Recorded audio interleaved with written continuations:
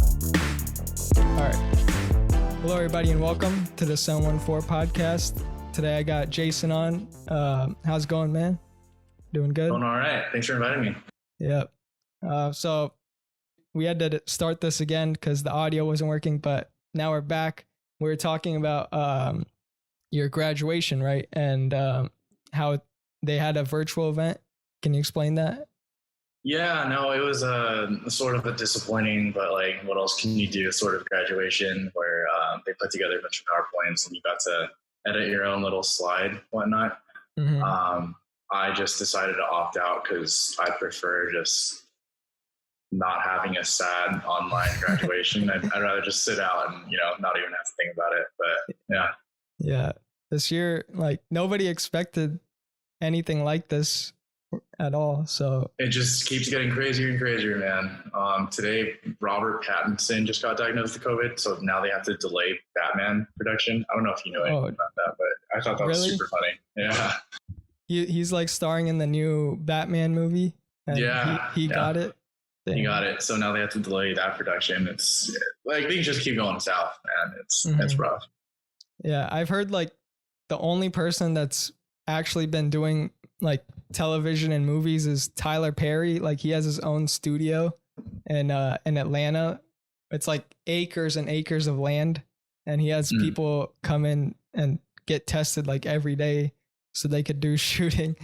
It's so weird. It's necessary. Yeah. No, I understand that.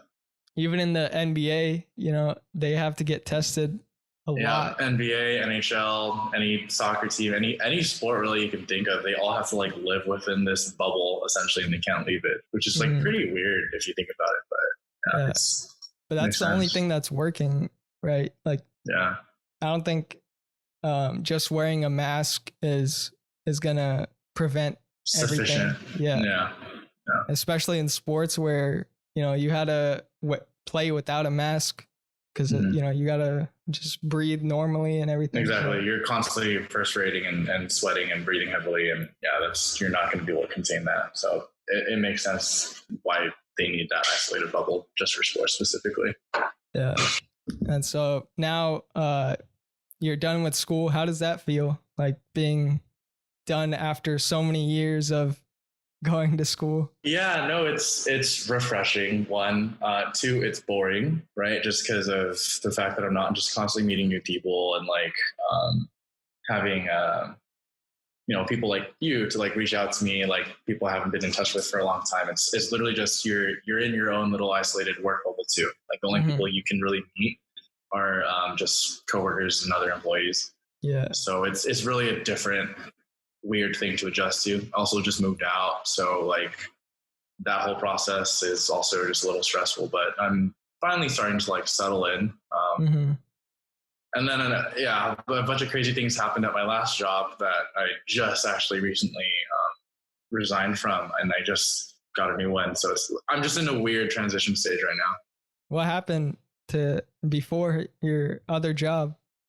Yeah, no. So I was an operations manager at PepsiCo Frito-Lay. Oh yeah. And there was a lot of complications just surrounding the story, and I don't want to badmouth my previous company, especially in public. But there was just a lot of different circumstances that did not align with my interests or how I felt would be conducive for a good environment for me to like grow and develop in. Things just like didn't fit with what I wanted, and I was reached out to by a recruiter on LinkedIn about this new opportunity, which was in supply chain. I'm a supply chain operations concentration guy, so like supply chain, I'm all about it. She offered me basically this opportunity to apply for their supply chain operations specialist role at Flexport. Yeah. I looked a little more into the company. One thing that I was really attracted by was the fact that it's a 3-minute walk from my apartment. So I'm like literally looking at the office building right now. It's pretty dope. You really can't beat something like that. Plus, all the other benefits, the fact that it's, really startup culture, started in 2015. I applied, went through like 3.5 rounds of interviews, and it was fun. It was a great learning experience. It was pretty intensive. Like going through like a case interview. I've never done one of those before. But I got it, and I started on the 14th. So I have pretty much exactly like a week left of vacation until I start. Yeah, that's great. And great to hear that you're happy with your new job, you know? Yeah, that's good. Well, I'm happy to get started. I'm excited to get started. We'll see if I actually like it. Fingers crossed. But yeah, we'll see. Yeah, like you mentioned that you're supply chains like major. What made you like get into that field, or what made you interested? Yeah, no, that's good question. Originally, what did you study first off? Like, what's your concentration? Entrepreneurship. Entrepreneurship. Okay. Have you always wanted to do that? Yeah, pretty much. Like it. Right. Like getting into college. Like that's what I want to do. Like run my own business and everything. Yeah. Sure.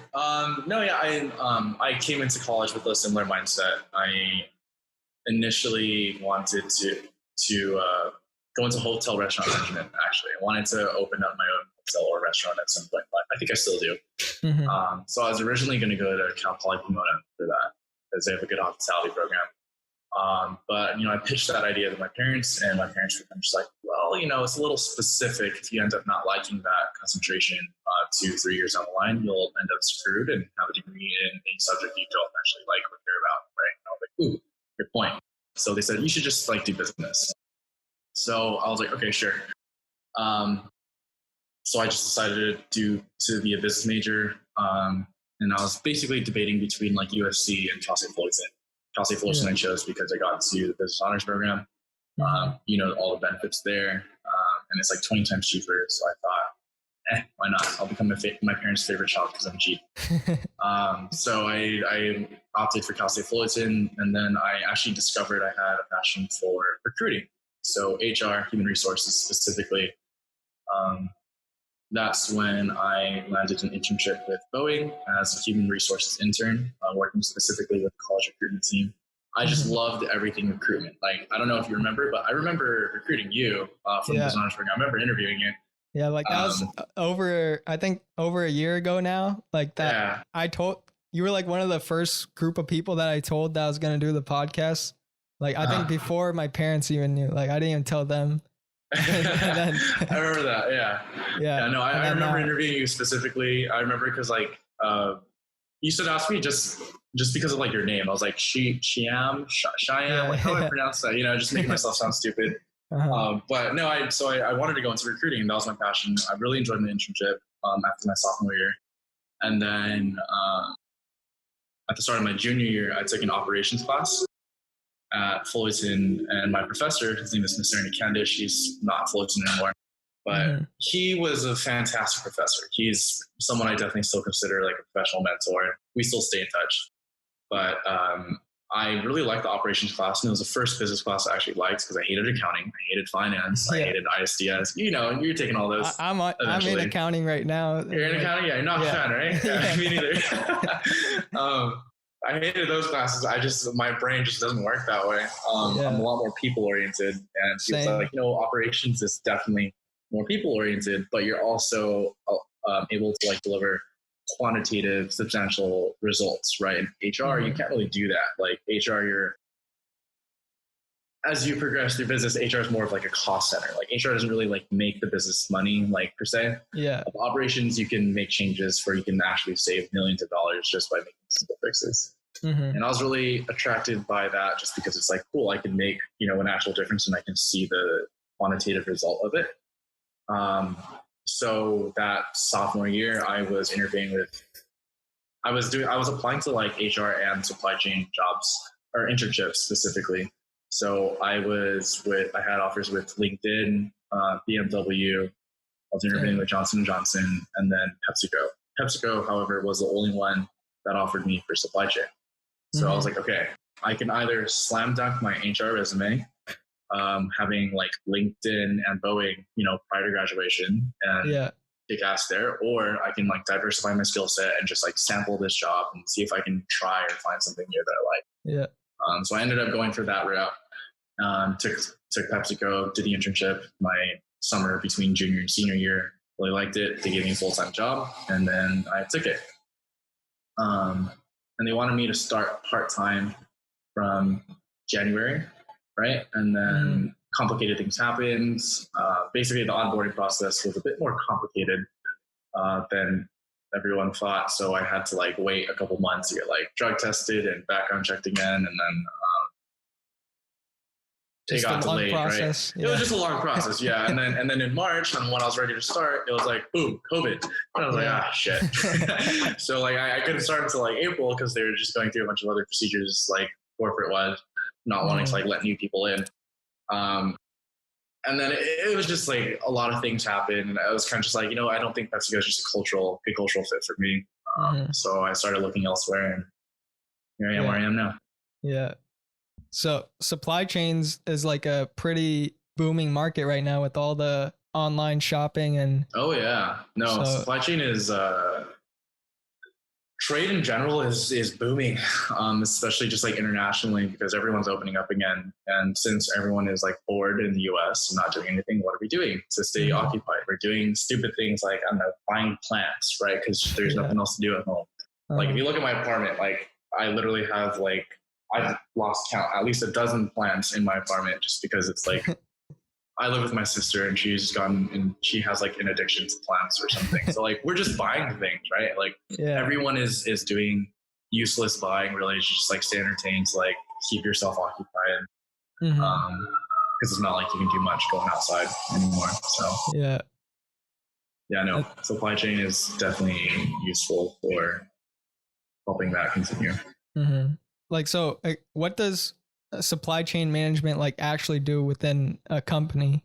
Sure. Yeah. So let's say your mic that you're using right now. How many companies do you think came together to make that mic? Was it just one? Was it just the one company that sells you that mic? No, right? It's like with the materials and all the stuff, the materials, the metal, the styrofoam, the Amazon that you ordered it from, the distribution centers that all came together to like put all those things together, all the manufacturing plants that came into welding that metal together, all the different little pieces that came together to like build that one mic. There's at least like, I want to say like 50 or so different companies or different like organizations that came together to like just build that one single mic. Supply chain essentially encompasses everything from the start of the raw materials to the distribution of you receiving that mic. And that's so supply chain is like so broad and so general. There's so many different facets that like come together to like that makes up supply chain. There's like distribution, there's manufacturing, there's logistics, there's you name it, right? Yeah. So that's why I like it, just because it's so broad and there's so many different little pieces you can get into. But at the same time, it's just interesting to see all the different pieces come together to get your final product. If you liked playing with Legos as a kid, you're probably going to like supply chain. Yeah. Just like managing like all the logistics of how to get a product and then ship it to the customer. Yeah. Or for like one small example would be like, let's say you have a trailer, okay? And this truck trailer can fit, let's say 28 pallets of these Bose speakers. Okay, they can fit 28 pallets of Bose speakers. But if you realize that you can learn a way to optimize your cube utilization of this trailer, and you're able to manage to fit 32 pallets as opposed to 28 pallets into this one trailer by fitting all the pallets in horizontally or something, as opposed to pinwheeling them, you're saving that much money by taking that many less trips from all those trailers, and it's just making everything more efficient. You're basically just like finding certain things within your current business that you can just optimize and make better, faster, cheaper, and more efficient. Yeah, that's like what Amazon does. Like, lot, really. Yeah. Oh yeah. Yeah. Yeah. Amazon, they've really like built their whole shipping industry like based around like optimizing. Exactly. Everything. Their infrastructure is, and a lot of it is like digitized too. So there's a lot of just like mistakes that are no longer being made because men aren't doing that work. It's just all like computed like through like a giant robot that they've like built over the years, right? Yeah. I saw a video recently about like supply chains being more automated. Like what does that future look like like more automation rather than people working? Yeah. Well, I mean, more automation just means companies are saving more money and spending less labor and making investments on, making things easier and faster for them. I don't know what that means for like the job market or how difficult it's going to be for like frontline members who are, used to like having, assembly line type work. But it's kind of scary to see how fast and exponentially all of that is growing. But at the same time, I don't know. It depends on what economic belief you have. If you believe in trickle down or whatever. If the company has money, that just means the company is going to open up more warehouses and make more jobs or whatever, right? I don't know. Yeah. Everything is growing. Everything is booming. Like we're in a new like industrial revolution, if you will. And really I think cool. Really exciting. The pandemic even might have pushed it even more to be more automated because of social distancing. Exactly. They don't want as many people grouped together. So might as well get a machine or a robot to do the same task. Exactly. Do it for longer. And especially if it's the same thing, like grabbing boxes, putting labels and stuff like that.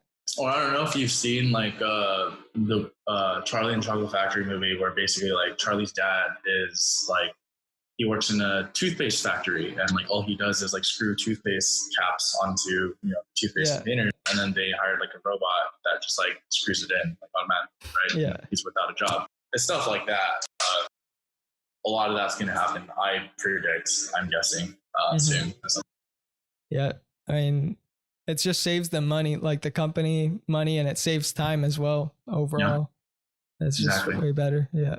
So I want to talk about like how you got those internships like during college. Like what did you do to get yourself out there? Sure. So I guess my freshman year, I really wasn't that involved on campus. Like I was in business honors, but I really didn't do much. I was sort of like more of like a nerd and really just didn't really branch out or like try to make new friends, enjoying Greek life. I commuted, so I didn't even dorm. And then my sister, who is also a business major at the time, she was getting her MBA at USC. She was kind of grilling me, saying like, "Hey, you need to figure out what you want to do.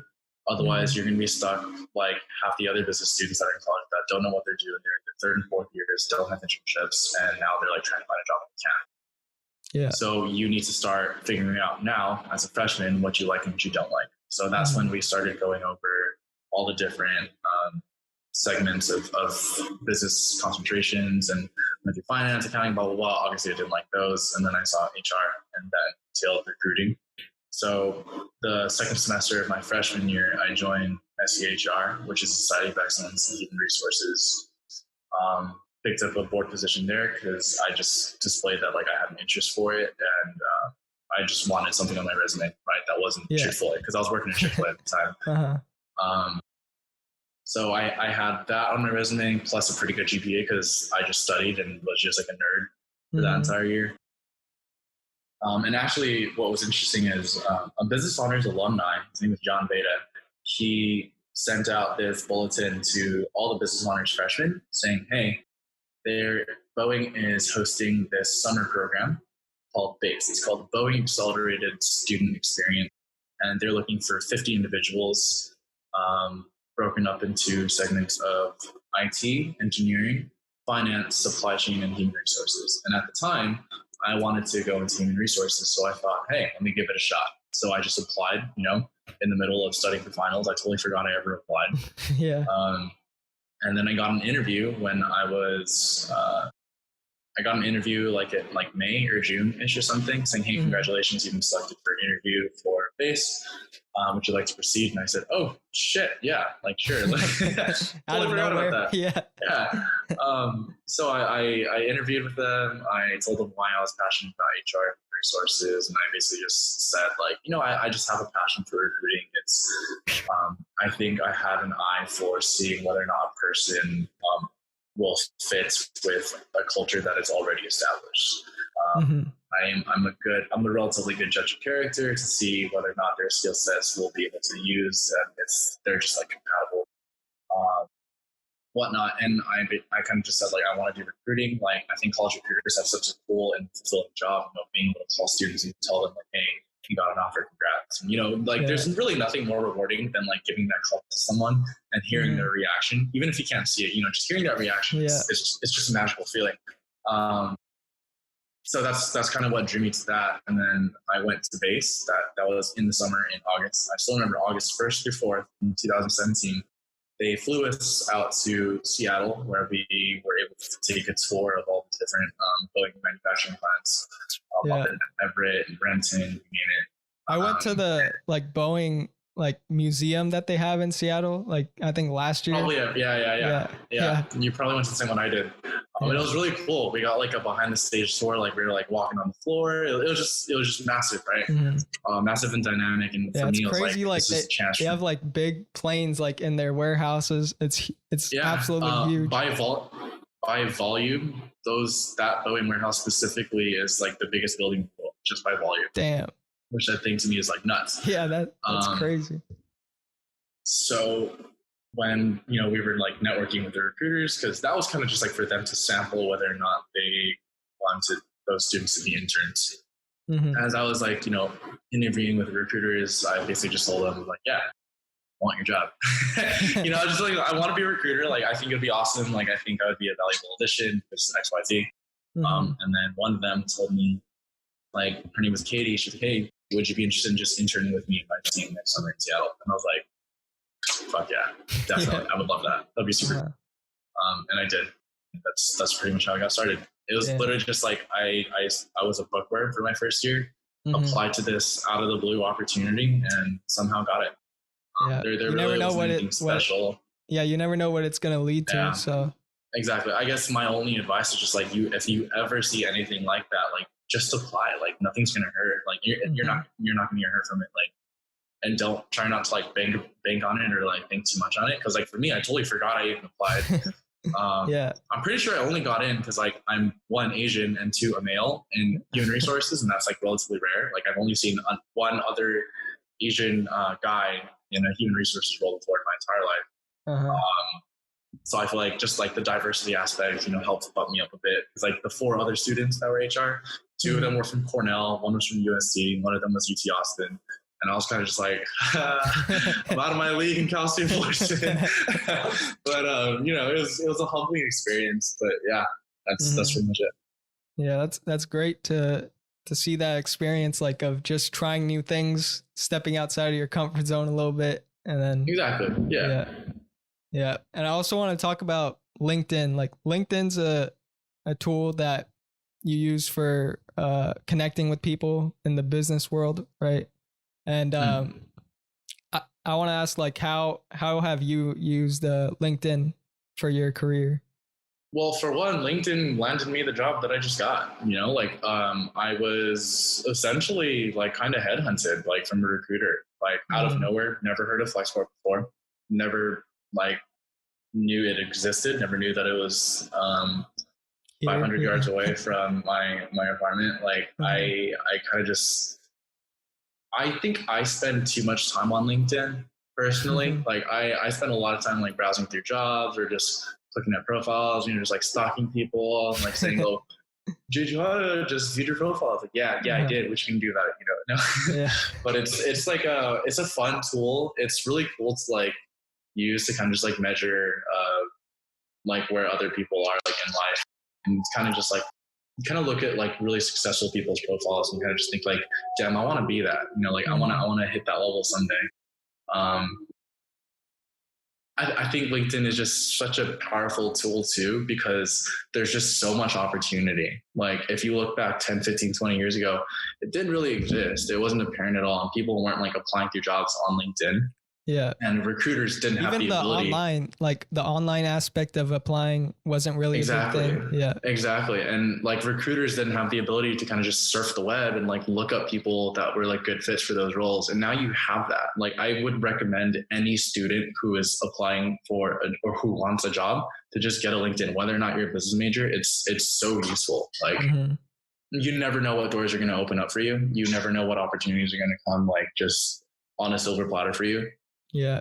And then you just connect with people that like, it shows you the people that go to your same school, like exactly the alumni, and then you just connect and you find reach out to them different people. Yeah, exactly. And it's not like a creepy thing or anything, because it's kind of just like you expect it, right? It's LinkedIn. It's like, that's the whole point, professional networking.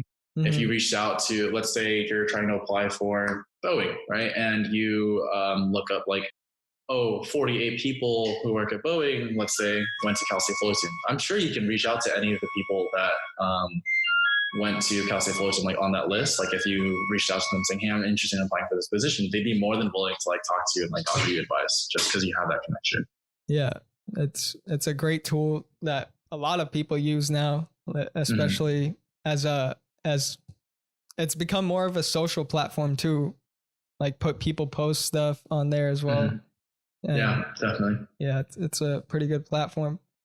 And I want to ask you about, like, last year you went to the Forbes 30 under 30 summit. How was that experience going there? No, yeah, it was a really cool opportunity. I didn't even, I hadn't heard of it until I started seeing all the posts blow up on LinkedIn. You know, like you said, right, you get a lot of exposure from that.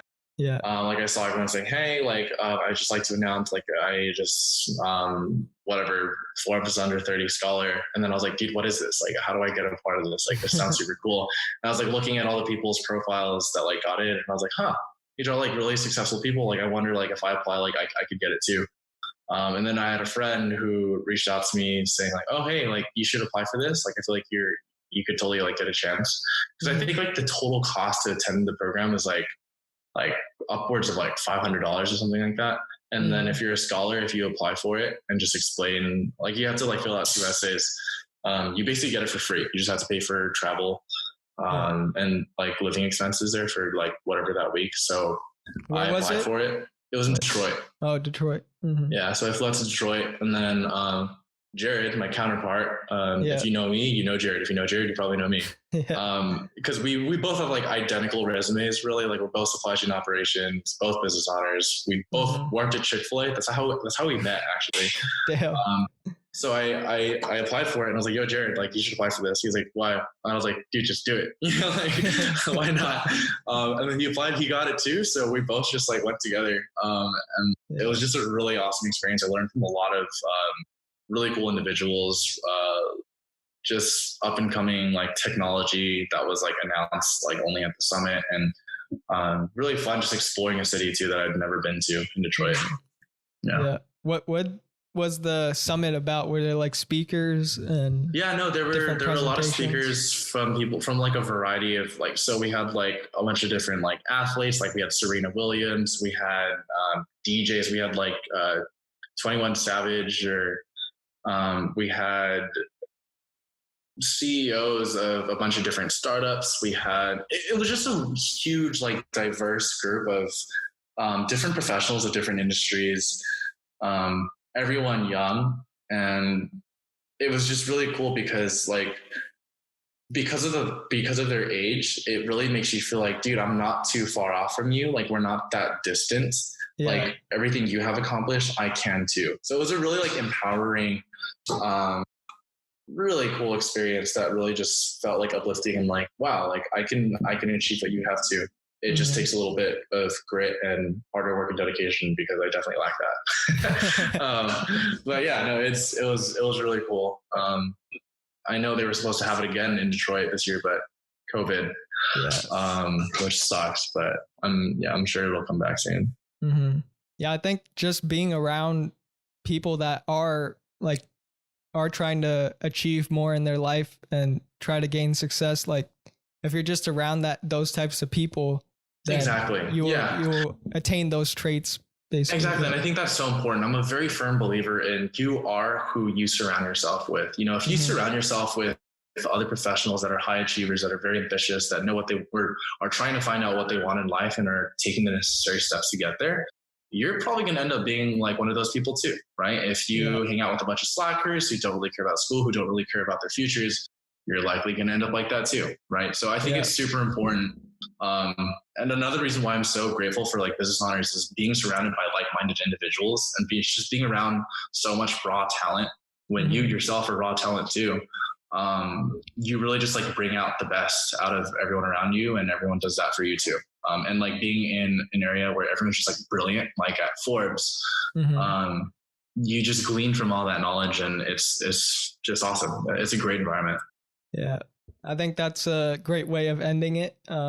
Thanks for coming on. I really appreciate you doing this. Yeah, no worries. Thanks for inviting me. Really appreciate it. This was cool. Yeah. Thanks everybody for listening. I hope you guys enjoyed the podcast, and we'll talk to you guys next time. All right. Bye.